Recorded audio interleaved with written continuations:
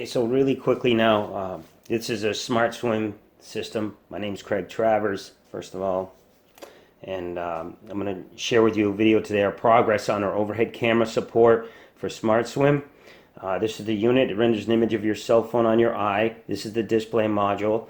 These are the swim goggles attached. And this back here is your overhead camera. It's the camera that we used during filming of this event or this training session. And we're getting familiar with what it looks like and the technique for using the camera to see where you're going without sighting on a swim course or during a training session. So you can see the camera here just kind of attaches here to your strap point, and your smart swim attaches to your goggles here. We have bungee locations that we specify, and there'll be videos on how to do that in the future. So real quick here, let me put these on and I'll show you what that looks like. Over the top, down we go, and on to the goggles. So you can see there's the display on my eye, and let's see if I can show you. This is going to be hard to view without reorienting the view, but let's see if I go far enough to my left. You can see back here's the camera. And this camera is imaging what's directly in front of me on the horizon line. That image is now transmitted through Wi-Fi down to our Wi-Fi signal receiver in SmartSwim, and then it's generated an image on your eye.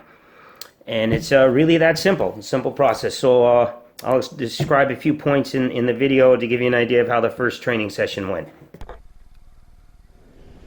Okay, let's talk about the Wi-Fi interface for a minute here. So what you're seeing now is I'm underwater, submerged, and the Wi-Fi interface is wireless, and the wireless transmissions are continuing to function. There was never any loss of signal, whether I was below or above the surface with the entire unit. And both units run on Wi-Fi, which means somehow the wireless signals are actually traveling through the water and they're still maintaining their connection. They're very close to each other, and the proximity has everything to do with the fact that the connection is stable and continuous. So that was really that's a nice thing to see with our technology right now. We take advantage of a lot of things with this feature.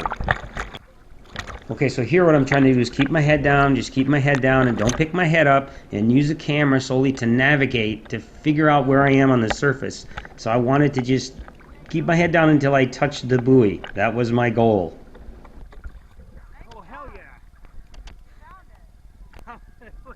Yeah, baby. Okay, and again here we're underwater. I submerged, I went down, and I could see my hands. The video on my eye never was disrupted during the time that I ever went under the surface of the water.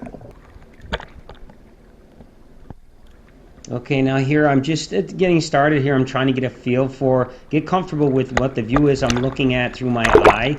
It's a little smaller in resolution in our Smart Swim than the resolution that we're receiving, so it's a little tough to get to the horizon line, but the larger scale objects, you can easily make those out.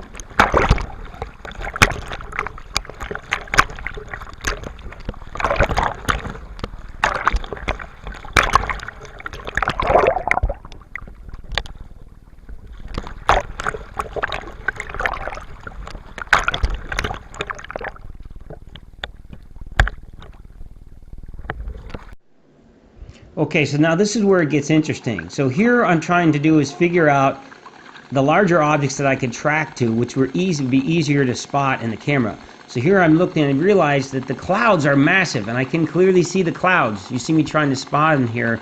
And so I figured, well, if I stayed with the cloud formation, because you don't want to follow the larger objects. There you can see I put an X around an object. I don't want to follow that object because that's going to take me off course. So again, I looked at the clouds and I spotted them here. There's 1, 2, 3 large clouds. And I said, look, if I keep those very large objects, it's very easy to see. It would be very easy to just follow the clouds to the other end of the course. Now it's about 600, 700 yards to the other end. And you can see here, it's really hard. Again, don't follow the large objects that are outside your field of view because that's going the wrong way. So here we go, and I tried following the clouds. Well, unfortunately, as we all know, clouds move and the formations change. And I didn't stop to think about that, but hello, this is not a good object to be following. So eventually we did enough off course and in with the boats. But it's a lot of fun. There's a lot of experimenting going on right now, and this is very exciting.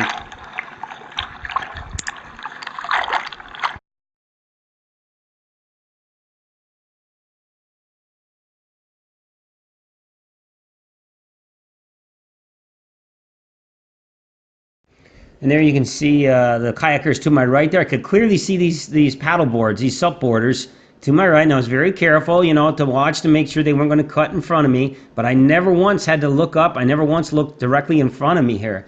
This is all being, you know, using the camera's view to get me to the other side of the course.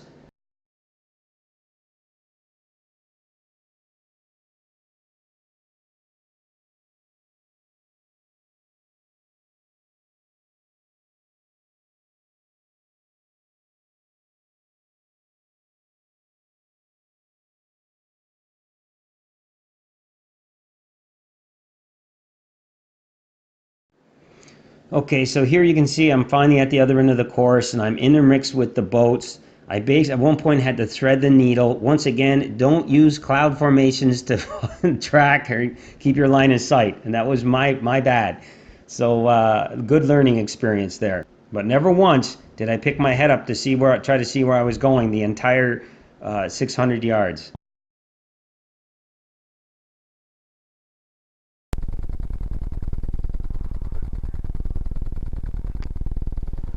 Okay, so now here I'm at the other end of the course. We're going to take another lap going back the other way, and you see I'm trying to figure out what object I can sight on using my finger to line up through the camera's view.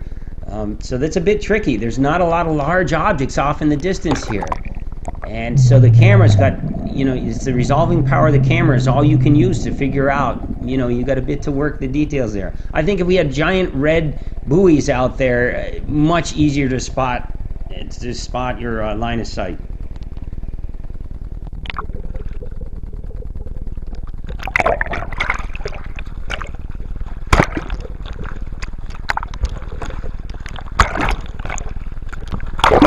Again, never once did I lose the Wi-Fi connection. The streaming video from the camera to my eye was continuous the entire 1 hour of training. It was about 4 laps of the swim time that I would get with this overhead camera.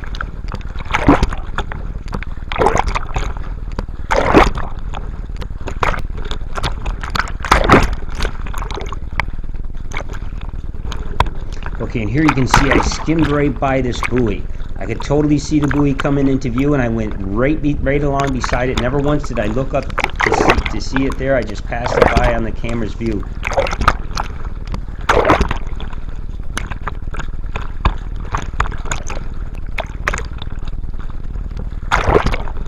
So all in all, in the end, it's going to take a bit of getting used to. I don't think anything like this, it's kind of like riding a bike, because you're looking one way and you're trying to use visual from another orientation to figure out where you're going and try to keep your course.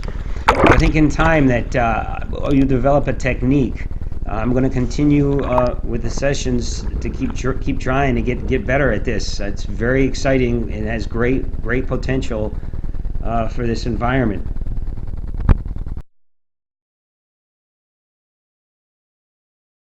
Thank you for watching my video. I greatly appreciate all your support.